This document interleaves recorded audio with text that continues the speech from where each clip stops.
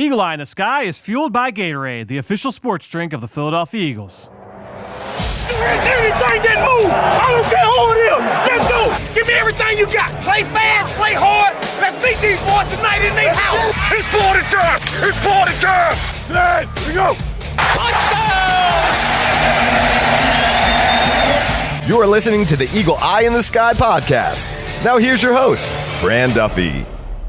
That's right, another week, and we're a week away from the National Football Scouting Combine as the Eagle Eye in the Sky, fueled by Gatorade, continues. I'm Fran Duffy, and I think we've got a great show for you here on episode number 230. At the top of this week's show, we've got Chalk Talk, where I chat with a pair of guests that I really hope you guys enjoy. And first up is Brent Callaway, who is the Director of Pro Sports at Exos Training Center, and they train professional athletes, guys that are preparing to be professional athletes as they get ready for the combine. So I sit down and talk with Brent first. Then we've got Brian McCall, who is the high performance director at the Michael Johnson Performance Institute. So both of these guys do a great job of training athletes as they prepare for the combine. Now, I caught up with both of them in mid to early December, right before things got really, really crazy for them, getting these guys ready for this event next week out in Indianapolis. So it's a little bit timely now. They've been going through about 8 to 9 weeks of training with these guys, but I got caught up with them beforehand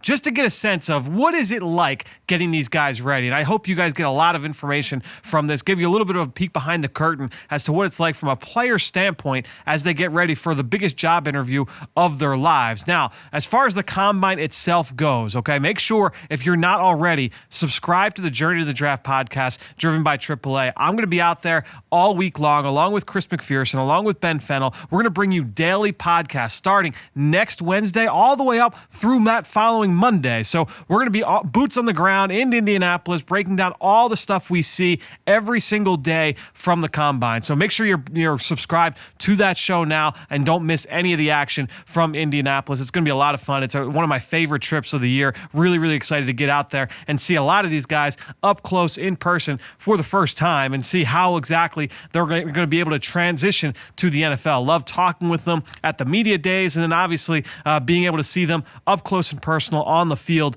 on the turf, at Lucas Oil Stadium is always a lot of fun. So all that being said, let's not waste any more time. Let's get into these conversations now with Brent and Brian. We're going to start things off with Brent Callaway. It's time for Chalk Talk. Let's get down to business. It's time for Chalk Talk.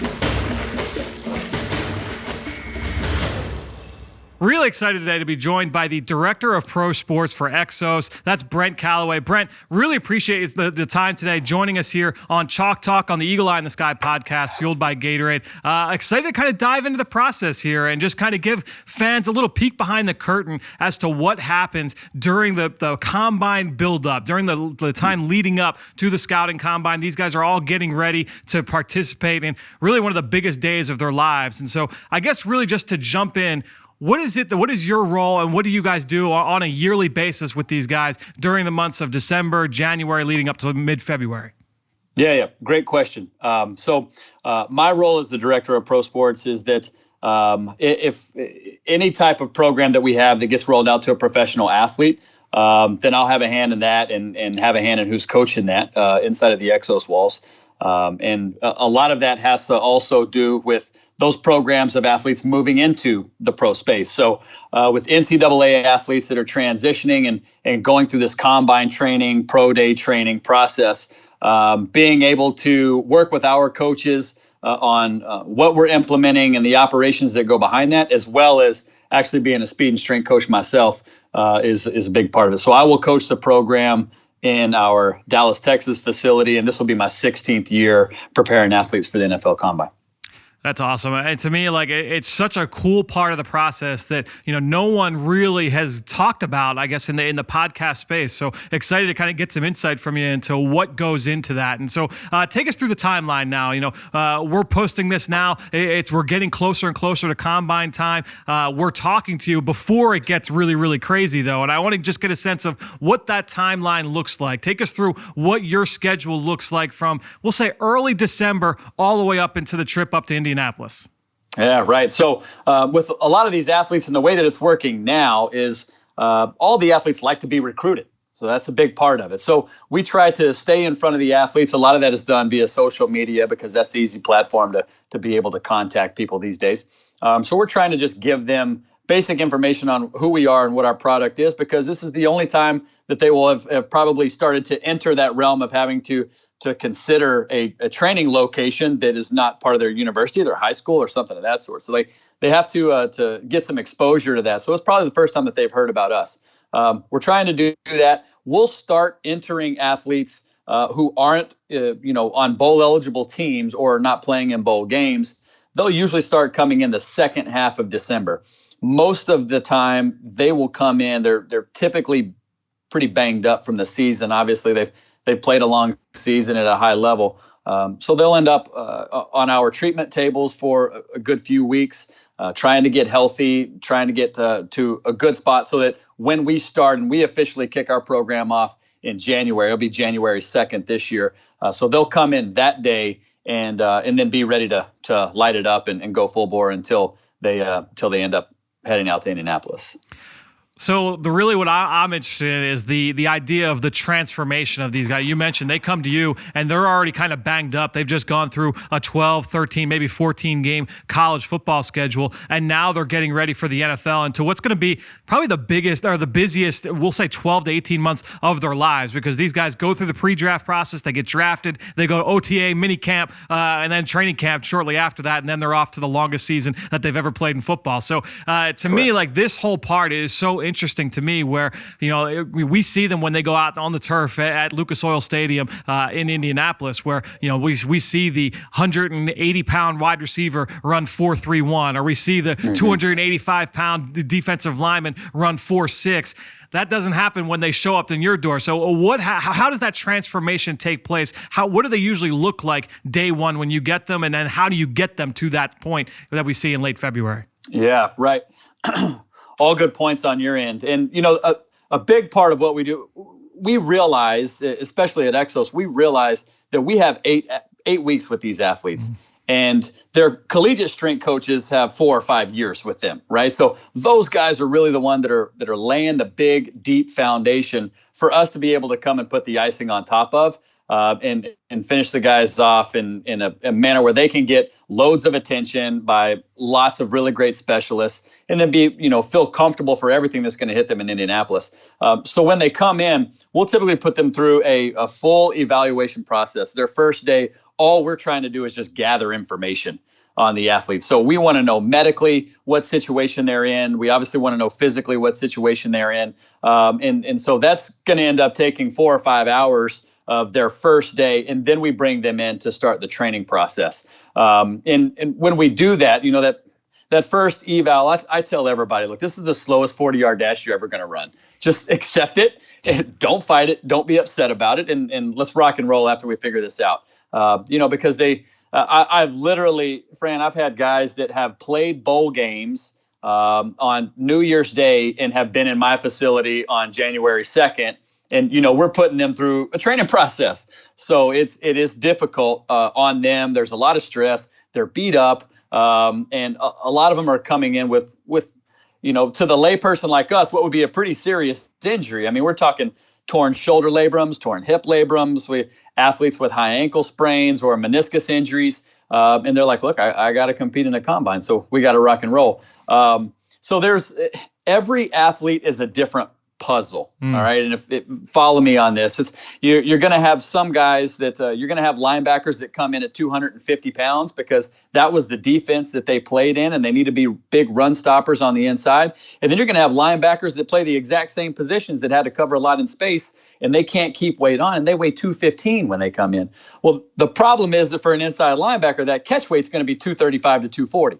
So there's multiple ways that you have to adjust your training program and protocol inside of a group scenario to accommodate those different body types and those different needs. So it's really unique in the amount of hands that have to be brought in the amount of time that has to be put in 8 weeks in order to get each one of these guys specifically ready for what they need to do. And when you're working in groups of somewhere between, I've had everything from 20 athletes up to 50. And so that it just makes a lot of work on your end. And obviously the athletes are working like crazy too. So I've got like 100 questions based off what you just said. All right. So, Yep. I guess when they get you talked about it, you have a big group of athletes, could be up to anywhere from 20 to 50. Do you guys group them by position as they continue to go through those workouts? And then when you have those regiments, without giving away anything secret on your end, do they go, let's say, all right, today is going to be a 40-yard dash day. Tomorrow's a 3-cone day. Tomorrow, the day after is a bench press day. Or do you kind of rep everything every day, just kind of chip away at it? No, we number one, we do always keep the athletes into smaller groups. Got it. The more athletes you have, the more groups you have. So nothing ever changes for the athlete. It only changes for our staff. If that makes sense. If I have 2 groups to coach, I'm going to be coaching 4 sessions per day on most days. So that means I'll probably be coaching at 8 o'clock and then 10 o'clock, also at 1 o'clock and 3 o'clock.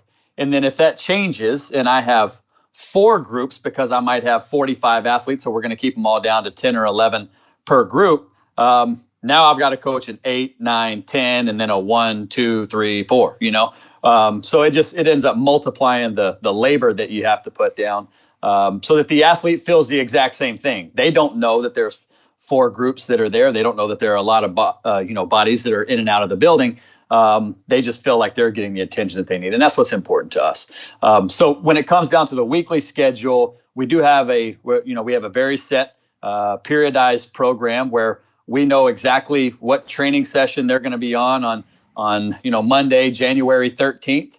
They're going to be working on their 40 and they're going to be lifting lower body power. They're going to come back in the afternoon and work on their 40 again and do a little bit different lower body lift. So everything is budgeted out for us across the board for every day that they're in. And then we have those days broken down into specific sets and reps and exercises to be able to kind of lay that foundation, and then we can customize from there for each athlete.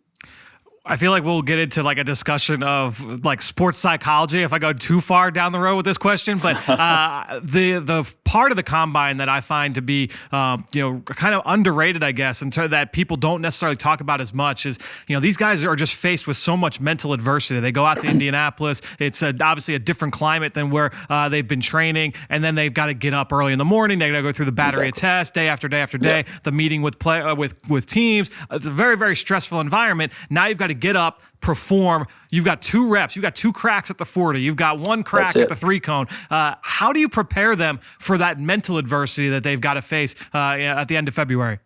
Yeah.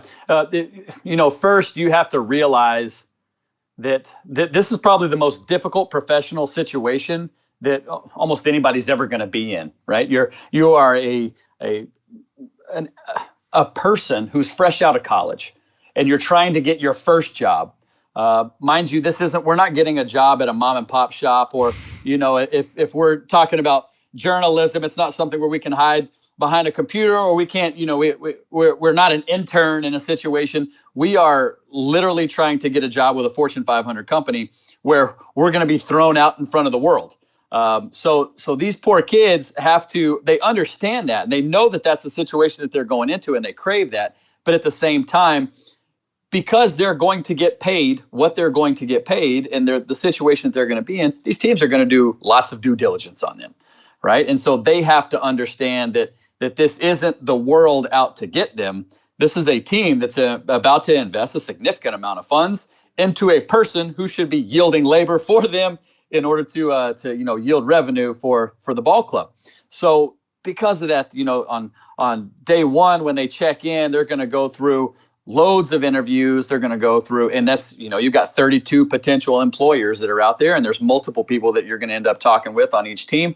So those kids are going to be walking down the hallway of a hotel, and a position coach from the Eagles is going to grab them and say, "Hey, come over here. I want to talk to you for 10 minutes." And they're just going to catch them in a hallway impromptu and start asking them questions, and those guys are the position coaches are basically making a snap judgment. Are we going to continue this conversation, or are we going to let this guy go? So that can happen at any point during the NFL Combine, and that's the brutal part of it for those kids. They have to be on constantly. They have to be mentally alert consistently throughout a 4-day process, and it's difficult. So they'll have that on day one, and then you're going to get thrown into an MRI machine, and doctors are going to be pushing and pulling on different joints and different ligaments and different appendages and all of this, and checking you out from head to toe, and so obviously that's a stressful event as well. You might have 3 to 4 hours inside of an MRI machine, and the lay person. I remember the last time I got an MRI, I was in there for 30 minutes, and I felt like I wanted to die because I couldn't stay still for that long. So they tell them, all right, look, you're going to be in here for 3 hours because we have to do 4 different injuries that you have. So if you push that button, we're going to have to start over. Don't move, And so those poor kids just have to sit there. Then they come back on day 3. They have drug testing that they're going to end up getting up for at 4:45 in the morning. Meanwhile, at night, after all of day 3, they're still going to have interviews that can go up to 11:30 p.m. And they've got to do their bench press test and all that. So they have to be up for that. And then, by the way, when the last day that you're here, we're going to go ahead and run your 40-yard dash. So I tell all the guys, don't expect the Olympic Games, because the Olympics is set up for the athlete to succeed. Right. The NFL Combine is set up to expose failure as quickly as possible. So the kids that are really prepared and the kids that thrive under pressure and can deal with all of those things are the ones that can come out and be able to metabolize that stress and use it for good. So yes, referring back to your previous statement, there is some psychology that goes into that and being able to set them at ease, but it's also preparation. If they know what's coming, it's just like playing a game. I was talking to a kid last night and I said, look, this is just like playing a game. If you know what specific sets offenses get into and then, what plays they run out of that offense, then out of that set, then when you step up to the line of scrimmage, okay, I got 2 or 3 options right here. I'm going to read my keys. I'm going to make the play. But when you're a freshman, you have no clue, right? You're stepping up there and you're just trying to play technique and not get overpowered. And at that point, you are not in a situation to thrive. So what we want to do is give perfect exposure to all of our athletes of everything that they're going to have to do. We try to paint the picture of everything that they're going to have to go through, the different situations, not to stress them out, but to give them that understanding of this is when you need to be on. This is when you can shut off. Here's when you're going to come talk to me. We're going to keep training through this process, because if you don't keep training, it's going to be 5 or 6 days of downtime before you have to go run a 40. And we know we can't have that. So we have to keep the training process going too. But yeah, it is that exposure. It's that exposure piece. And then the kids being comfortable in all those different situations and being able to metabolize the situation and the stress. So you said earlier that you've got 8 weeks to work with these kids, and you have them repping test after test, rep after rep. I'm as guilty of this as anybody. After the combine, and we say, we see a guy run a 4.4. Oh, he's a 4.4 guy. He's a 4.48 guy. He's a 4.52 guy. You obviously, when you see them go rep after rep through those 8 weeks leading up to the combine, there's got to be a lot of variance there. How much variance is there when you see a guy go rep after rep? Like, is it, as centralized as, he ran anywhere from 4.45 to 4.48, or is there going to be a lot more, a wider arrangement of final statistics there? Yeah. Now, are you talking about it in Indianapolis when that kid runs that race? Yeah, exactly. So you guys see it, and we only get to see 2 reps. You get to see hundreds. So how much variance is there when you see them during the prep time? Oh, loads of variance. Yeah. From when an athlete starts, first off, like we talked about, I said that first test that they run is going to be the slowest 40-yard dash they've run in 3 or 4 years. You have just finished playing. You have not been speed training the whole season. You've been playing football, and we feel that football is a fast game, and it is a fast game. But if you think about like an Olympic 100-meter dash, those athletes are primed to produce 100% of their power in each step across that 9.5, 9.6, 9.7 seconds in order to run that race. But that's not what the game of football is. The game of football is survival mode, right? So you are only able to get up and be able to sustain somewhere around 85 to 90 to 92% on a regular basis, and then you're going to have moments of being able to try to get into 100% effort. Well, when we're training for the 40-yard dash, it has to be 100% effort. And a lot of these kids, just uncovering what 100% effort is a big improvement stance. So if we can get them to understand that your result at 95% and your result at 100% are 2 different things, that's a big breakthrough for a lot of athletes. So yes, we typically will see on average, we have our standard, which would be 0.2 of a second improvement from entry to the combine. Okay. And that would be obviously everything that we time is electronically timed. There is I don't think most people understand the difference between a handheld time and an electronic time. And then there is also a fully automatic time and an electronic time. So there are very different timing mechanisms that gives you two totally different times. There's been a lot of kids that I've had that have come in and said, there's no way I could run a 4.6. I ran a 4.4 when I was a senior in high school. My first question is, okay, well, who was the man holding the stopwatch when you were a senior in high school? Because this is an electronic timing system. The next question is, how much did you weigh? So a lot of the times you got a linebacker that says, I weighed 190, and okay, well, now you weigh 245. That's a little bit different. And you've got a 60-year-old coach that's pushing a button on a stopwatch versus an electronic timing system. So you're obviously going to have a big variance inside of that. But we try to keep everything consistently timed from a timer system standpoint, so that the athlete starts to understand what electronic timing systems, what times they can yield on that system, and be more comfortable with those numbers, and then they can chip away, right? So there are loads of different variables that we're trying to control and improve for each athlete, and that's how we're able to get big results. It's not just coming in and going through speed sessions to make you faster, but also working with a physical therapist to be able to unlock ankles and hips and provide more stability through your torso, so that you have more range of motion and a better ability to transfer force through your body, and then being able to go through our strength conditioning program so that you are stronger. You can improve the horsepower that you're producing. The speed mechanics portion is going to be to help the athlete understand how to deliver that force into the ground and the direction of projection that they'll have when they're running a 40-yard dash. We've got a registered dietitian that's going to be personally prescribing all of their meals so that they can reduce the amount of body fat that they're carrying, and also taking the correct NSF clean certified supplements so that they can recover as fast as possible.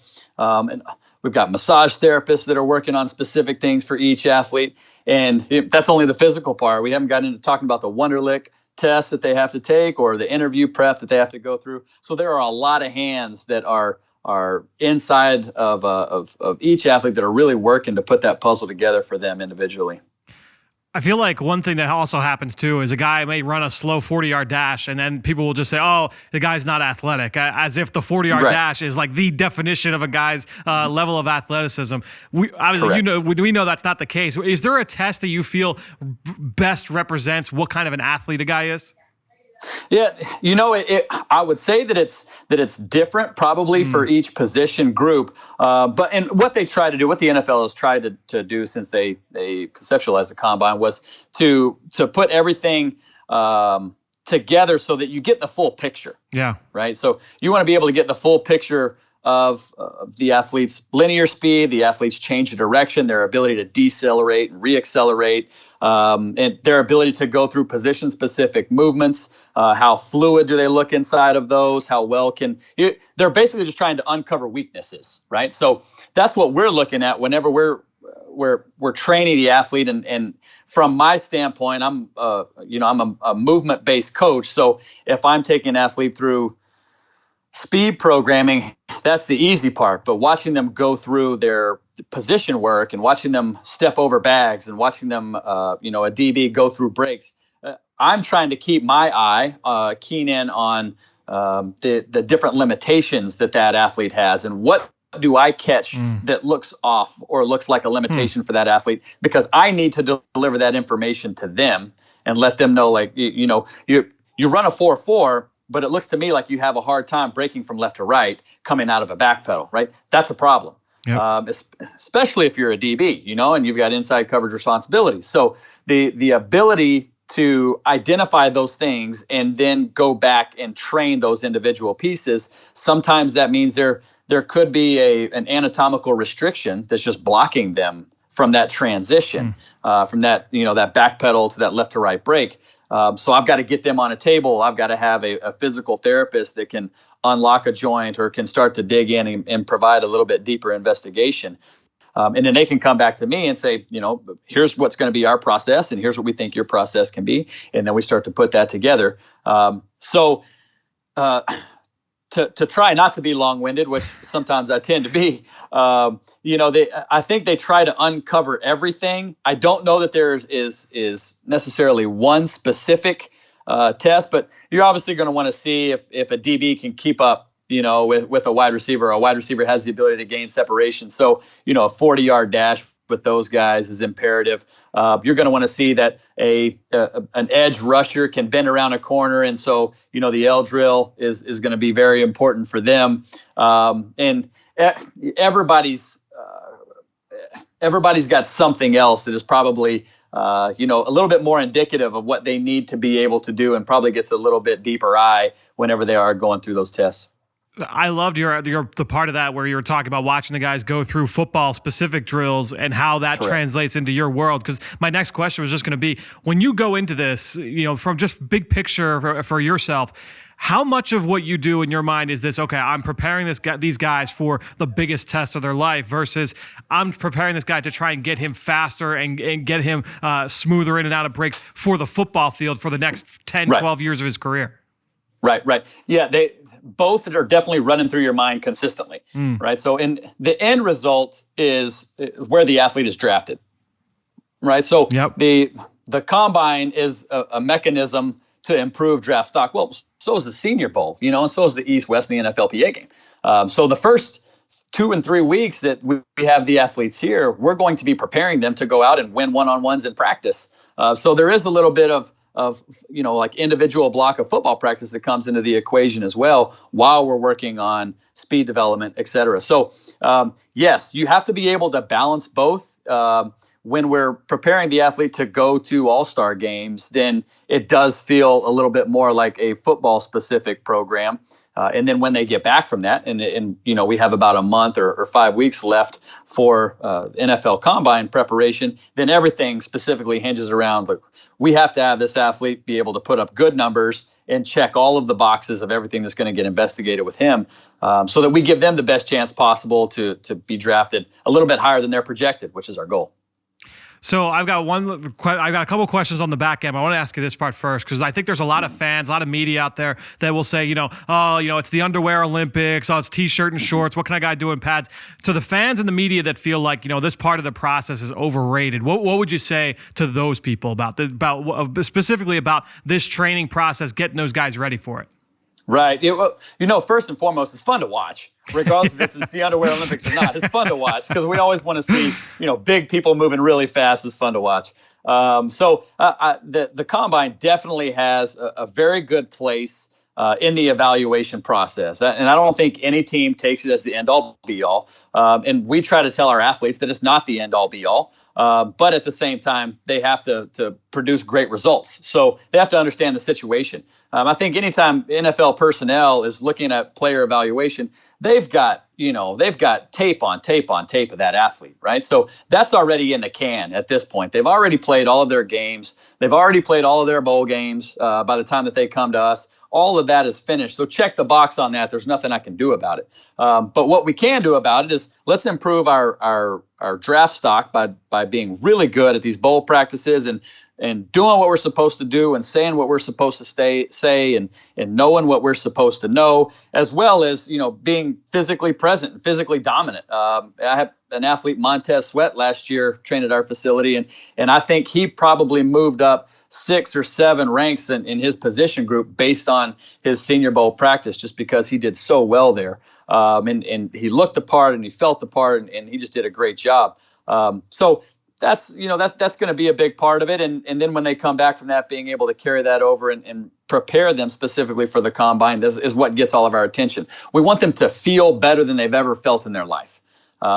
And, a lot of these kids haven't had this type of attention because it's just so difficult to do when you're an NCAA program and you've got 100 kids that you have to take care of. Well, we're not going to have that, right? So we're going to have a lot less athletes. We're going to have a lot more hands that are able to be able to help them out. And we want them to feel as fresh as they've ever felt. We want them to have eaten cleaner than they've ever eaten for the last 8 weeks so that they really feel good. They really recover they're stronger, they're faster than they have been in the past. And in that way, they can go out and do something really special when it comes to Indianapolis. We'll go with them in order to make sure that training process continues and to give them a little refuge and a place to come get away from NFL personnel a little bit so that they feel like they can relax a little and almost have like a little clubhouse scenario. So yeah, we have to balance that. The combine is highly important for them. It's a strong, stressful scenario for them to have to be in. We as fans can watch it on TV and go, that kid looks sloppy, or, he didn't run a 40 as fast as I thought he did. Well, you don't know where he started. Obviously, he's a good athlete, or he wouldn't have been picked by most of the teams to go and compete at the NFL Combine. So we know he's a good football player. The preparation piece is key for those kids to be able to do something really special. And I think that when we as fans understand what they've been through and the stress that they've been through and how much they've just had to endure in Indianapolis specifically, I think we give them a little bit more leniency, right, on what that time was, or if a kid just had a bad rep, he's only got 2 of them. So if he just has one bad rep, let's give him a shake and let's see what he can do at pro day, and maybe something comes out a little bit better. My last question for you, Brent, is I want to know, and you mentioned Montez Sweat last year. I'd love to know just some of your success stories. Who are some of the guys that you said you've been doing this for 16 years that you knew what you had when you first got them, but where they were when they walked out of your door and went out to Indianapolis and were able to perform? Who were some of the biggest success stories that kind of resonate in your mind? Right. Well, I hate to put players on blast, but the kind of the best way to illustrate is to let you know that some players come in a lot slower than how they tested. And that's part of it. I mean, everybody's going to do that, and we know that's going to be the case. But I've been able to be a part of the success of loads of different athletes that came in and had to really improve and are playing really well in the NFL. And so, a couple of examples. I had Aaron Jones, obviously the running back out of UTEP that is just doing amazing things these days. And he came in off of a really hard season and didn't run very fast at all. Was really concerned with what he was going to test like. Then he ended up running the 4.5s, and as a running back, that you check the box when you can do that. That guy's got such amazing vision, and he's a wonderful person. It's the other thing, and I don't want to get on a tangent, but you get to uncover just how awesome these kids are throughout this process, and that's been really fun to watch too. But someone like Aaron, who came in and really put in the work and did extra work in order to maximize his opportunity, is just something that's really special to watch. Bradley Chubb was one of the guys that came in and definitely finished in a different spot than he started. So he was able to run a 4.65, I believe, and I think he came in the 4.8 or 4.9 range. So to be able to be 270 pounds and do that is something special. Wow. I'd probably go toward. We had Devin White last year. He was another one of the athletes that came in and had a really special combine. And I can't tell you the amount of work that kid put in on, just on himself and his body, and how much time he spent on the table, and how hard he was working and, eating the right things. The kid's from Louisiana, he's been fed a certain way his whole life. And then to be able to come in here and we're throwing salmon and rice and vegetables in front of him every day. The poor guy just really had to stomach through it. But at the end of the day, he just did fantastic. There was Quentin Nelson was in there. So, to be able to see a guy that's just an absolute freak like he is, to be built like him and to be able to move like him, he was really special. We had Patrick Mahomes. So, he came in and he was working through some injuries after everything that he dealt with at Texas Tech and having to throw the ball so much. And so we had to nurse him back from that. And that's a kid that came in and ended up running a 4.8, I believe. And so, you just see those, and the difference between day one and when they finish, it's just so special. Last year we had a kid that came in and was basically viewed as an undersized linebacker, and he was 216 pounds on day one when he started. He had to be taken off on third downs because he had a knee injury, so he was just trying to be able to survive sometimes in pass coverage. And as a linebacker, you can't be 216, So we knew that we were going to have to mitigate a knee injury while also, putting 20 pounds on this kid. And then he started at a 5.08 40-yard dash. That's just not going to work. So the kid ended up running the 4.7s at 235 and without much knee pain. And he checked the box. He checked the box and he got drafted and everything was great. So when you realize the amount of work that those kids have had to do and how intentional that work is, it's not just it's not just laying on a table and letting somebody work on you. Those kids are up and about and moving and have to be really engaged for a long period of time. And then, the patience to be able to improve by 1/100th or 2/100ths of a second on a daily basis. I always tell them we're just chipping away at this thing. We don't need to come in one day and be 0.2 of a second faster. We need to be 1/100th of a second faster every day that we work, and then we're going to get to where we need to be.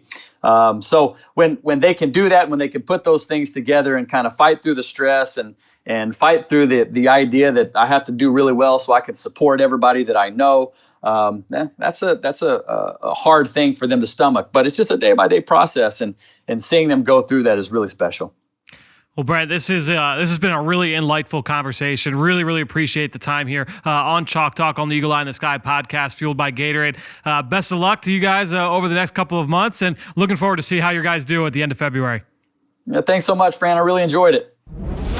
Outstanding stuff there from Brent. Just a ton of information. I hope you guys really enjoyed that. And it was obviously heavy focus on what the training process is like for these guys. We went kind of soup to nuts there, A to Z, on what it's like for those guys the moment they step into the facility up until really right now. So we're going from mid to late December up until where we are at this point as they get ready to go out to Indianapolis next week. Now, we focused heavily on the training process for these guys and just how stressful, not just that part, but also the event next week can be for these athletes. So now, next up with Brian McCall, I'm going to ask a lot of the same questions, so we're going to hear some of those same things, but I want to focus a little bit more on the technique aspect, especially with the 40-yard dash. Obviously, we all spend so much time talking about the 40-yard dash times with these guys, and it's so hyped up. I really want you to listen in on some of the things that can impact how much impact the different variances in those 40 times. So we're going to hit on that here amongst a lot of other things with Brian McCall.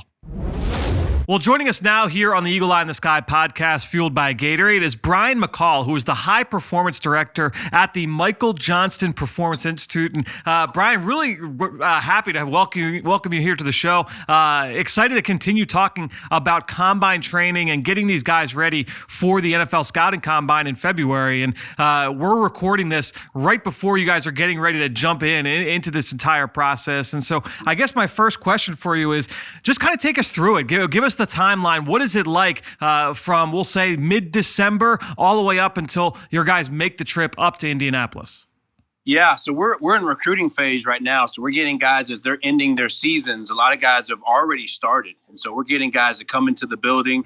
And if you can imagine a long college season, these guys are banged up, they're beat up, mentally fatigued. And so the first thing is just to restore the body, to get these guys back to normal so they can showcase in about 2 or 3 months the best of themselves. And so that's where we're at right now. In January, we really start to see it amp up. So we'll officially start January 2nd. And then we won't stop until Combine, late February. It's about a 9-week program, and it's 6 days a week, and we go hard from day one. So take us through it without giving away any of the secret sauce and anything that is specific to your guys and your program. What is that grind like once you get into the thick of it? Are you guys repping the same drills every single day? How do you guys kind of go about things and getting those guys ready? Yeah, week one, it starts with a really deep evaluation. We got to understand what we're working with as far as body structure, profile, range of motion, and previous injury. And so we really got to do a deep analysis to understand what we're doing so that we can adapt the program a little bit later to fine tune and make it more specific to what they need. Week two, we got to hit it. So you're looking at installing some of the techniques of the drill. So first you got to identify, what am I testing for? Well, you got the 40, you got 5, 10, 5, L drill, all the jumps, and the bench press. And so we've got to really install some of the techniques that these guys have really never been exposed to before. A lot of times they tell me, when they first come in, I've never really learned how to get into a 3-point stance or how to start my 40. I typically just go out there and run. And so we try to sharpen their skill set up a little bit and make it a little bit more strategic on how to run these drills the correct way to showcase their best ability. Because this is what I always talk about. This is a job interview for these guys. And you get 2 runs at the combine to do your best. And so we spend about 3 days a week just working on start mechanics, how to set up, how to get into the right alignment. We use a program called Dartfish to make sure the angles are correct. We leverage some of our expertise with Michael Johnson being a former sprinter and some of the sprinters we've worked with before, and say these are the best attack angles that fast guys come out with. We want to be able to leverage and use some of those things to make you look similar to those guys that are world-class runners. I'm so glad you brought that part of it up, the mechanics part, because, I think fans, and look, I'm, from the media standpoint as well, I think we're all kind of guilty of saying, oh, well, this guy, he's a 4.5 guy, or this guy's a 4.8 guy. And really, those, tenths of a second can be determined just by some poor mechanics early in the rep, or even, midway through the rep. What are some of those common things? And we'll stick to the 40-yard dash. We can get into some of the other drills as well. But what are some of those things that lead to poor times outside of a guy just saying, yeah, this guy's just slow? What are some of the things that can affect a poor time? Yeah, it's huge. And you don't want mechanics to kind of dampen a guy's speed. You look at him on field and you're like, man, it's a 4.2 guy, but he ran a 4.4. And they'll say a statement like, well, he's faster on the field, or he has football speed. Well, that's because he made a mistake technically in the 40. And typically it all starts with that stance. So you're in that 3-point position. Left leg is typically in front, right leg is back, and the right hand is on the ground. Most guys pick their right hand up too early. And the clock and the laser and the human clock are all going on first movement. And so as soon as they see the athlete move, they're started the clock, but they actually haven't launched out horizontally yet. And so for a fraction of a second, maybe a tenth or 0.15, the guy's in the exact same spot, but the clock is already running. And so that's a huge problem. It doesn't showcase a guy's natural speed. And so we spend a lot of time just working on arm action, getting out of the hole, separation of the arms, and attacking the floor on the way down. Because that's what gives these guys the best advantage to showcase their best ability and speed. Sure. So you guys are repping these drills day after day, and obviously go through on those days, you're going to see rep after rep. How much variance do you see on a guy, over the course of a day's work, where, maybe he runs a 3-cone and it's, oh man, like he had a 6.6 here, he had a 6.8 here, he had a 6.75 here. How much variance do you typically see over the course of even just a day on particular drills? That's the beauty of working on technique and skill and mechanics, is you can improve that session. I can have a guy come in and just say a 10-yard dash. He might come in at a 1.80 when he first arrives. And then we're able to cut off maybe about 0.05 to a tenth of a second that same day. And so now I've already cut a tenth off of your 40-yard dash time just in 0 to 10, just off mechanics. You didn't physically get faster. Right. You just put your body in better positions at the right time. And so that's the thing about it. The hard thing is to make that consistent, make it duplicatable at the combine. And so just because you can do it in week 3 doesn't necessarily mean when the stage is on, the lights are on, that you're going to be able to duplicate that in week 9 when it most counts. And so that's where I think Michael himself gives us a lot of advantage from a mental perspective on race preparation. You're talking about a guy who's done it over and over and over. And they said that he was one of the most consistent runners in the history of the sport. And so he's able to leverage some of that mindset training and putting your body into a focus zone every rep, so that we know that it's going to be automated by the time we get to week 9.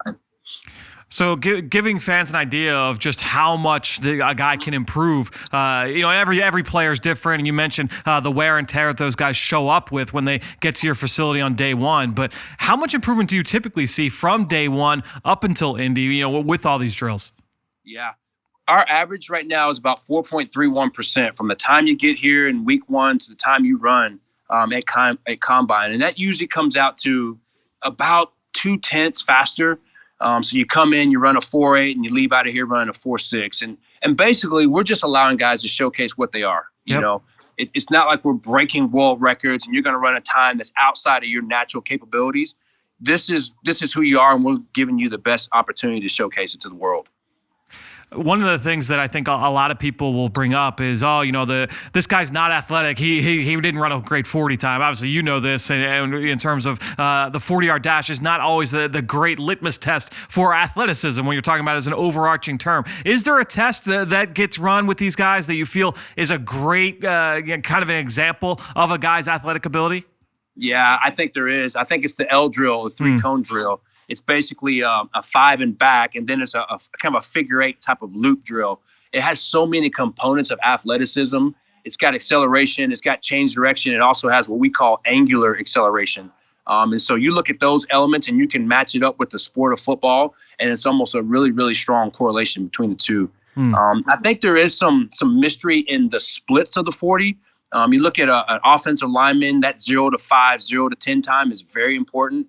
I think for a back that's trying to get to the second level, that 10 to 20 acceleration, I think there's some strategic numbers in there. And then you got your burners, your wide receivers, that top end backside speed, some 20 to 40. So there's a lot of hidden information if you just don't look at the 40, the overall number, but you look at those splits within the 40. There's a lot there. Yeah, a lot. Every team obviously looks at that, and breaks those numbers down differently. And it's like you said, it's not just the raw data; it's what you can get off of that, and all the different things that people will do. I'm glad you brought up the 3-cone because it's a drill that a lot of people will bring up, especially in regards to pass rushers and the importance there. One of the things I've seen over the last few years is, some guys you would think, okay, getting in and out of those cuts, and going from one cone and having to retrace and come back and then go all the way through. You've seen some of these guys that are like long and angular have that ability and post some really ridiculous times over the last couple of years. I remember Max Crosby last year, who was a draft pick from the Oakland Raiders, had a lot of success this year, was excellent in the 3-cone. Are there certain body types that really kind of lend to some success in a drill like that? Yeah, I think you can. I think it's how you leverage your body type and how you've mastered it from a coordination perspective. Those guys a lot of times don't look like they're moving very fast, but then you look at the time and it's eye-popping. Well, the reason why is because they cover so much ground with every step. Very, very long stride without overstriding. So an overstride is really a detriment to speed because it has a lot of braking forces to it. These guys are able to cover a lot of distance and put their foot underneath their center of mass, which is very strategic. And you can teach that. Some guys do it naturally, but you can also identify it on film and on videotape to have guys strategically do that. So I think that's what you see is these guys they manage their body very well at high velocities. Is there a mechanical flaw with running that is toughest to kind of correct with guys? Obviously, every player, every prospect is different, but is there one that typically is the hardest one to overcome? It is. It's overstride. And I think it's two different positions. You overstride on the front, so from 0 to 5, 0 to 10. And then you overstride on the back end, that back end 20 to 40. It's a lot of times coaches, when they're teaching you to run, they talk about get out. You get that get out. And guys start to bound out of their start positions, and they put the foot out in front of the center of mass. And first of all, it's a performance decrement. It makes you slower. It's breaking you. But also, too, it puts a lot of strain on the hamstrings. So there's an injury risk, inherent injury risk with that type of running style. And so we do a really good job of really teaching guys how to push out propulsive forces out of the hole, but also to chop down pretty reactively. So we can, what I call, take the brakes off the 40. We don't want to decelerate. All we want to do is accelerate all the way through that thing. And I know one thing that a lot of people will bring up in terms of the 40 is guys that maybe they straighten their body up a little bit too soon or a little bit too late. Take us through that part of the drill, I guess, on the back end of the 40. Yeah, you got to be very strategic. A lot of guys actually hold their drive phase too long, and they try to relate it to a 100-meter sprinter where they're going to reach top end speed at 60 meters. Well, we don't have time for that. The race is only 40. And especially offensive linemen, we've got to get these guys to drive, strategically drive, 10 yards, 12, 15 yards at the most, but then we've got to get up. And so we're really looking at the ability to drive and accelerate with top end speed mechanics. And we've kind of figured out that that's the strategy, is how to continue to accelerate in an upright position, not similar to a track guy who's kind of driving and staying low the whole time. we've got to get these guys to come up and run fast and accelerate with those style of mechanics. My last question in terms of just big picture kind of philosophy and process, is there, I think there are a lot of fans and a lot of media out there will say, you know what, this part of the process, it's overrated, it's underwear Olympics and all that stuff. What do you say? What is the response when you hear something like that in terms of this part of the process for these guys as they're getting ready for the NFL? You know what? I think you want to look at how guys prepare for the process. It's just another component of the entire process. And we tell guys, like, this is one blip on the map as far as a professional career. This is one of the things you got to go through it. And then teams want to see how you prepare for it. Is this a guy that we can trust that he's going to prepare for games? He's going to prepare for activity and competition. And he takes this process very, very seriously. So I think that's what you're seeing. Does he come out here and put his best foot forward and showcase his best ability and look very clean and very sharp? And does he execute in a very professional manner? I think that's what you're going to get out of this process. And then just you from a personal standpoint, I mean, who are some of the guys that you've worked with that I would say are some of your biggest success stories? Like guys that you could say, man, like you should have seen what this guy looked like when we first got him, and then what he did, all the work he put in to improve and really helped himself by the time we got to Indianapolis. Yeah, I think you got to go a couple years back. We had Shaquem Griffin. It was just an amazing story coming in. We knew it was a special moment for him. We had to adapt some of the drills. He came to us, and, I mean, he just balled out in his bowl game, had an unbelievable season, but really couldn't run. I mean, his hamstrings were blowed out. His body was banged up. So we didn't start running him for probably the first 10, 14 days. He was in therapy the entire time. And so now we're talking about week 3 is his start point. We have 9 weeks to do it. And so week 9 is the actual combine. So really you only got 5 weeks to train him. And you come in here, he's not running a fast time on day 1, but you start to see these split times drop every single week. And I'm like, wow, this guy might do something special because he's running some of the best splits in the entire class. And we ended up having Dante Jackson that year too, who had the fastest time at the combine. And the splits were very similar to a DB. And I was like, wow, this guy could be special. And so we did a prediction that said, he may mess around and run a 4.3 at the combine. and he did it. And we were like, wow, this is a pretty special moment. And then what he did on the bench press and things like that, being number 1 trending topic in the world at that moment, it was just a really good, special moment. I was so happy for him. Yeah, it was certainly something. I was there when he was on the bench press, just about 15, 20 yards away, and it was just ridiculous to be able to see that. And you can kind of feel it in the room as it happened, like what that was going to mean. And you mentioned how it was trending worldwide. Really, just an awesome thing to kind of witness. Go on the other side of it, and you don't need to use names here, obviously. Has there been a guy in the past where he tested really, really well in the pre-combine process?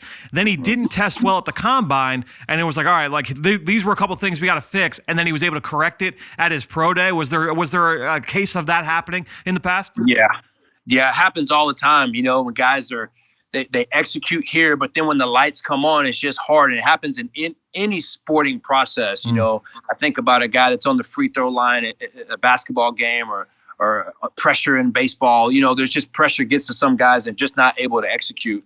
But the best thing about it, there is that second chance at pro day. And so you get a guy to come back here, recalibrate the system, retool the mind, and then go out there and execute. That's a triumphant type moment where you see this guy has got some resilience, some grit, And I think those guys are the ones that end up being very, very special because they've got some adversity they have to deal with, some negativity.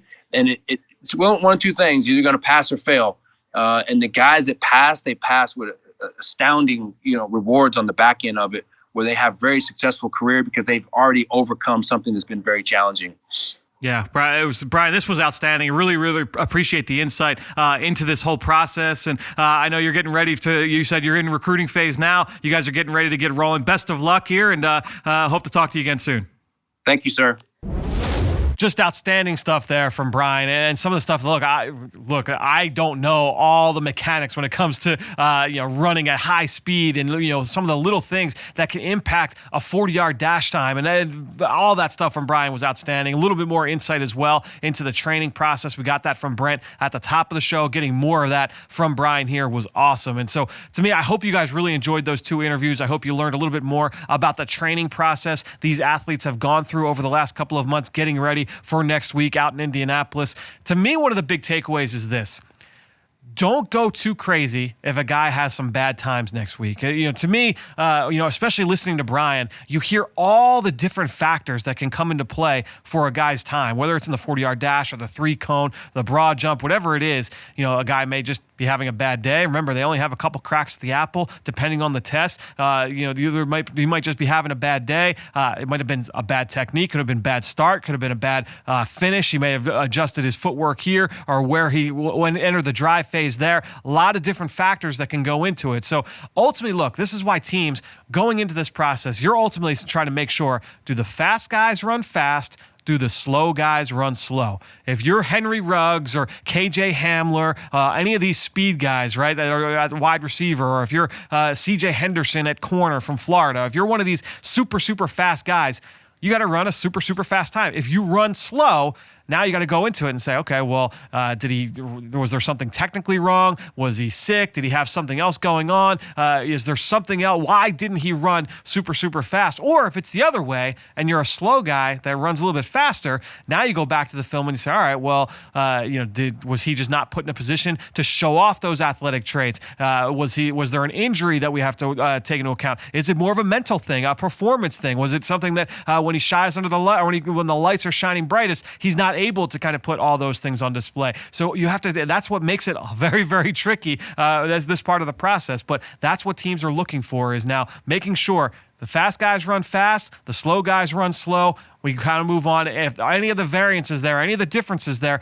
that's where now you kind of raise some eyebrows and try and do a little bit more digging on guys from the pure athletic testing standpoint. But remember, really the big part of this whole equation over next week in Indianapolis, you're going to have the medical, you're going to have the interviews, and those are really the 2 biggest parts of the combine for teams, because you're trying to get as much information as possible from a medical standpoint. They're going to be put through a full battery of tests, as Brent mentioned earlier. All their appendages going to be pulled a million different ways by a handful of different doctors. So all the medical stuff, extremely important. There's going to be a lot of things that are unearthed next week that teams didn't really know coming into the week. So that's going to be really, really important for everybody. And then the interviews. You spend about 15 minutes in a formal setting with teams. Every player is going to meet with a large chunk of these teams out there. So there's over 300 players. There's 32 teams. You've got that formal setting, and you've got the informal setting. This week on the Journey to the Draft podcast, driven by AAA, we caught up with Eagles West Coast scout Ryan Myers. He gave an awesome interview about really what goes on behind the scenes at the informal interview process. What used to be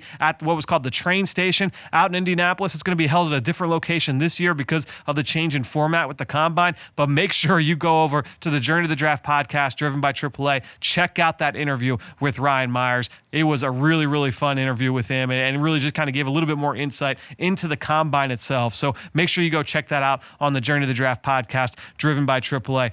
Thanks so much to Brian and to Brent for joining us here on the show this week, and really appreciate all of you out there as well for your support on all forms of social media. But the best way to support this show is to go onto Apple Podcasts or Stitcher, leave us a rating, leave us a comment. I wanted to give a shout out to someone who did exactly that over the last couple of weeks. Juju Fay left a 5-star review and a comment with a question saying, great show during the season, the offseason. This is my go-to on X's and O's and player analysis. The question is, with the Birds sitting at 21 in the draft, who at wide receiver do you believe will be there that can come in and fit the scheme and make a difference? Is it Laviska Shenault, the wide receiver from Colorado, or Justin Jefferson, the wide receiver from LSU? Thank you, and go Birds. So, Juju, that's a great question. And ultimately, look, the way I've always looked at it with wide receivers is this.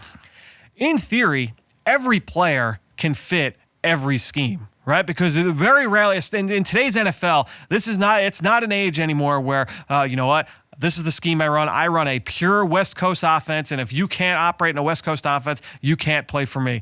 That's just not how it works anymore. All of these players, because all these coaches know, you have to be able to be flexible. You've got to be able to work with whatever talent comes through that door. So really, it's not necessarily about who fits the scheme, because all these players fit in theory. All of them can come in to Philadelphia or to New York or Dallas or Washington or New England, come in and make an impact. It's more about, when I mentioned earlier, the medicals and the interviews, all that stuff is going to be super, super important, because that's where you're trying to find out, is this guy a fit for our organization? Is he a fit for our locker room? Is he a fit for our position room, our meeting room, our weight room? Does he have all of those qualities? And unfortunately for us on the outside, we're not privy to that information. We don't get to see exactly what these guys are all like away from the field. What we can see is what they've done, what they've put on film, what they've done throughout the course of their college career, what they do at the Senior Bowl, at the Shrine Bowl, at the NFLPA game, or here at the Combine in a few weeks at their Pro Day. That stuff we can see. That stuff we have access to. So ultimately, when you look at all these guys,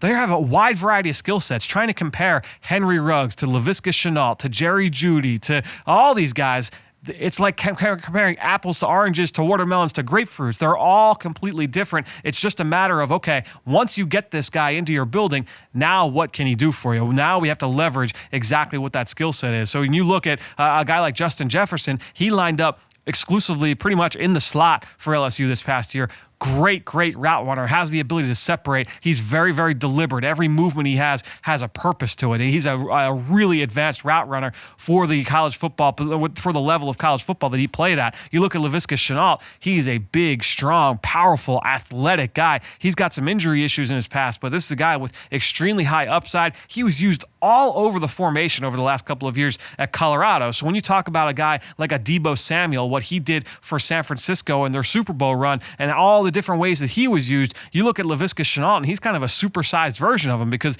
Deebo Samuel was 5'11", 215. This guy's over 6'1". He's over 220 pounds. I mean, he is an impressive physical specimen. So that's what I mean when you're comparing apples to oranges here. Henry Ruggs, KJ Hamler is 5'8", 170 pounds, but he can run like lightning. So all these guys have different skill sets. It's a matter of understanding what you're getting, how then to leverage them into your scheme. And Doug Peterson, this Eagles coaching staff, they've done a great job of that over the last few years, understanding, okay, this is the player we've got. Now, how do we use them? And they're going to continue to do that. So whoever the Eagles bring in, at whatever position they decide to address in this draft, that's what you would look for is, okay, they got a speed receiver, or they got a thumper at linebacker, or a penetrating defensive tackle, or a stout defensive end. This is how we can see them fitting into the scheme, and we're going to do all of that after the draft. It's going to be a lot of fun to break that down, whether it's that's here on this show or over on the Journey to the Draft podcast, driven by AAA. So all that being said, that'll do it. Another show in the books here on the Eagle Eye in the Sky podcast, fueled by Gatorade. For everybody here at the NovaCare Complex, I am Fran Duffy. We'll talk to you next week.